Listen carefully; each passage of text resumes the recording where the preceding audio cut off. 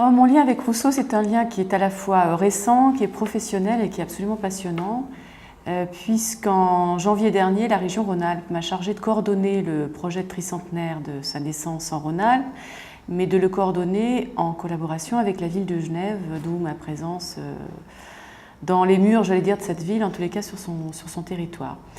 Et je dis que c'est un lien passionnant parce que ça m'a obligée, j'allais dire à le relire, mais à le lire, voilà la réalité. Je crois que c'est un peu comme Proust, c'est pas forcément un écrivain et un auteur qu'on croit l'avoir lu, mais je crois qu'on le lit très mal.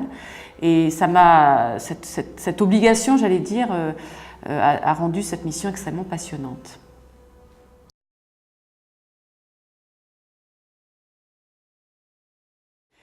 Je pense que c'est important parce que ça n'est pas qu'une simple affaire de lui rendre hommage.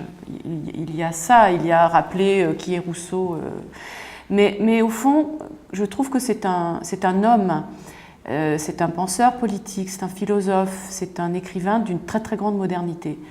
Et vraiment, ça n'est pas tiré par les cheveux ses propos et son œuvre que de montrer la grande actualité de ce qu'il a pu écrire. Je pense à toute la question de l'inégalité qu'il a traitée. Je pense au fait que des hommes comme Lévi-Strauss ou Mallory disent très clairement avoir été inspirés par les propos de Rousseau.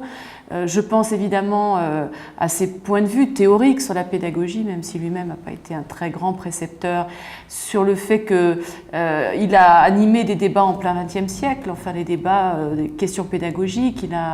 Il a inspiré un certain nombre justement de préceptes pédagogiques qui sont encore d'actualité, même si encore une fois ils font débat. C'est un homme qui fait débat. C'est l'inventeur de l'autobiographie. Je veux dire, c'est vraiment quelqu'un qui n'est pas enterré dans son siècle, mais qui nous parle, et je trouve qu'on a ce devoir et tout l'intérêt d'ailleurs de montrer en quoi il parle aujourd'hui.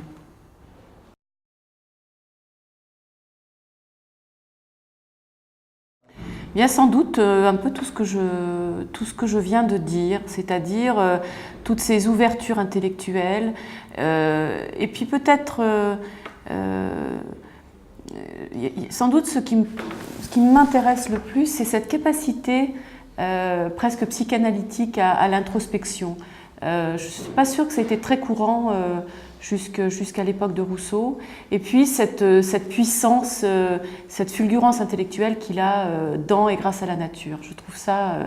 Moi-même, je ne suis pas quelqu'un qui ait cette capacité. Je suis très urbaine. Mais vraiment, cette façon de rêver, on parle du rêveur, oui, mais on sent que c'est dans cette nature-là qu'il trouve beaucoup d'inspiration et qu'il a des espèces d'éblouissements qu'ensuite il va écrire derrière une table.